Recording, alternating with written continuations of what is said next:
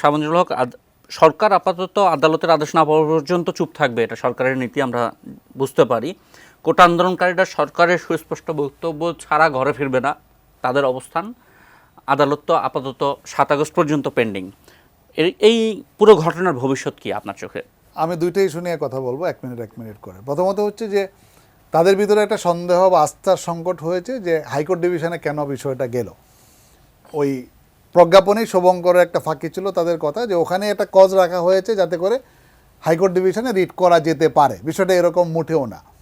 তখন মাননীয় প্রধানমন্ত্রী বলে দিয়েছেন এটা বাতিল করে দেওয়া হয়েছে।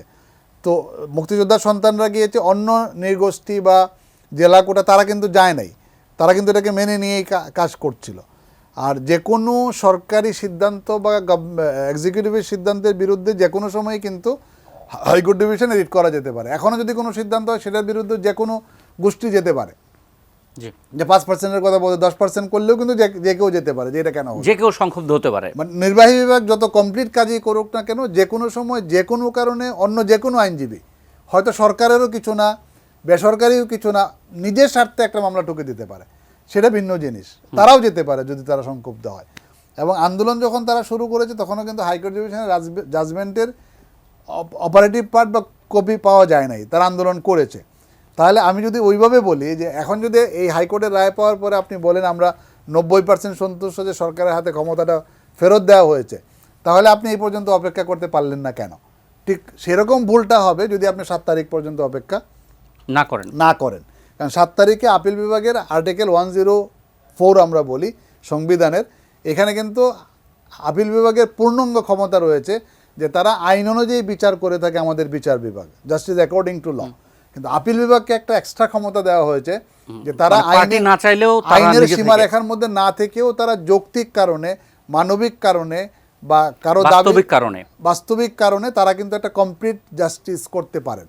এবং আমাদের বর্তমান যে আপিল বিভাগ, সেইটা করার মন মানসিকতা সম্পন্ন আপিল বিভাগ, তাদেরকে যে আহ্বানটা জানানো হয়েছে, তারা যদি 7 তারিখে তাদের আইনজীবীর মাধ্যমে অথবা নিজেরা তাদের দাবিগুলি উত্থাপন করেন, আমার মনে হয় তাদের আস্থার জায়গায় কোনো সংকট হওয়ার কারণ নাই।